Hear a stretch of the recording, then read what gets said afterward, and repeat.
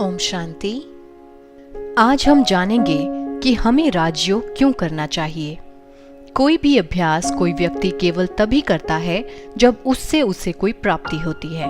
तो आइए बात करते हैं राजयोग से प्राप्त होने वाली अष्ट शक्तियों के बारे में। सबसे पहली है सहन शक्ति, द पावर टू टॉलरेट। जिस प्रकार एक वृक्ष पत्थर को सहन करके भी फल ही देता है, उसी प्रकार एक राजयोगी अपकारियों पर भी उपकार करता है। राजयोग से आत्मा में सहन शक्ति बढ़ती है, जिसके फलस्वरूप हम दूसरों के संस्कारों और कमी कमजोरियों वश किए गए कर्मों को सहन कर पाते हैं और हमारे संबंध टूटने से बच जाते हैं।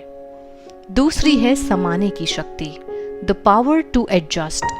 जैसे सागर नदी के किचड़े को भी अपने अंदर समा लेता है, सागर की विशालता और गहराई जैसे गुण एक राजयोगी में भी आ जाते हैं। राजयोग से हमें भी समाने की शक्ति प्राप्त होती है।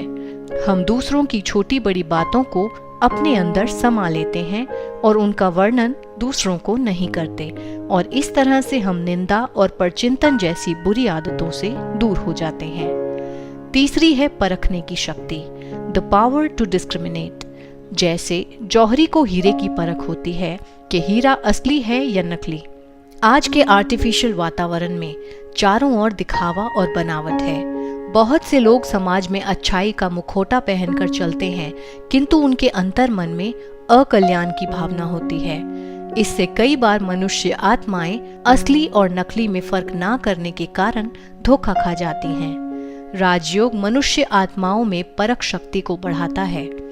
राजयोगी किसी भी मनुष्य आत्मा के संपर्क में आने से उसको परख लेता है कि उसके मन में क्या चल रहा है, और इस प्रकार वह धोखा खाने से बच जाता है। चौथे नंबर पर है निर्णय लेने की शक्ति, द पावर टू जज। आज हर इंसान काफी सारी परिस्थितियों के चलते कंफ्यूजन का शिकार है। जीवन के हर मोड़ पर उसे सही और गलत के बीच चुनाव करना पड़ता है, परंतु निर्णय शक्ति कमजोर होने के कारण वह जहां तहां राय लेने के लिए बाहर की ओर रुख करता है। किसी काउंसलर या एडवाइजर या फिर अपने मेंटोर की मदद लेता है, परंतु एक राजयोगी व्यर्थ संकल्पों और परचिंतन से सदा मुक्त रहने के कारण कठिन से कठिन परिस्थिति में भी सही निर्णय ले पाता है। तो इस प्रकार राजयोग से हमारी निर्णय शक्ति प्रबल होती है। अगली शक्ति है सामना करने की शक्ति, द पावर टू फेस। आज की विपरीत परिस्थितियों में जब किसी मनुष्य पर कोई विघ्न आता है तो वह टूट सा जाता है, या तो सदमे में चला जाता है या फिर डिप्रेशन का शिकार हो जाता है। राजयोग हमें सामना करने की शक्ति देता है। वो कहते हैं ना, तूफान से ही तो लड़ने खुदा ने तुझे गढ़ा है। अगली है सहयोग शक्ति, द पावर टू कोऑपरेट। दूसरों को सहयोग देना एक दैवी शक्ति है।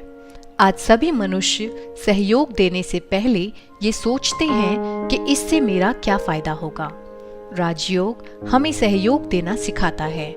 एक योगी अपने तन मन धन से ईश्वरीय सेवा में लगा रहता है, जिससे उसे अन्य आत्माओं का सहयोग भी स्वतः ही प्राप्त होता रहता है। अगली है विस्तार को संकीर्ण करने की शक्ति, द पावर टू विड्रॉ। जिस प्रकार कछुआ कर्म करने के समय में अपनी इंद्रियों को बाहर निकालता है और उनका यूज करता है, और काम खत्म हो जाने पर अपनी इंद्रियों को विड्रॉ कर लेता है, उसी प्रकार एक राजयोगी भी अपनी इच्छा अनुसार अपनी इंद्रियों को कर्म में लाता है और काम खत्म हो जाने पर अपनी इंद्रियों को विड्रॉ कर लेता है। इस प्रकार वह अपनी शक्ति को व्यर्थ बातों में जाया नहीं होने देता। तो राजयोग हमें विस्तार से सार की ओर ले जाता है। और आखिर में है समेटने की शक्ति, the power to pack up. इस संसार को मुसाफिर खाना तो सभी कहते हैं, लेकिन वास्तव में अपने व्यवहारिक जीवन में वे इतना विस्तार कर लेते हैं कि अपनी अंतिम विदाई के समय में वे अपनी बुद्धि को समेटना चाहते भी नहीं समेट पाते। परंतु एक योगी अपनी बुद्धि को इस विशाल दुनिया में ना फैलाकर एक परमात्मा में ही अपनी बुद्धि को लगाए रखता है।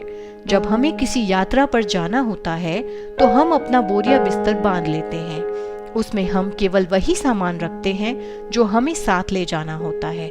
उसी प्रकार योगी भी अपने अंदर उन्हीं गुणों और शक्तियों को रखता है जो उसके साथ अगली यात्रा में जाने वाली होती हैं। तो ये थी राजयोग से प्राप्त होने वाली अष्ट शक्तियां। हम राजयोग कोर्स के अंतिम चरण में पहुंच चुके हैं।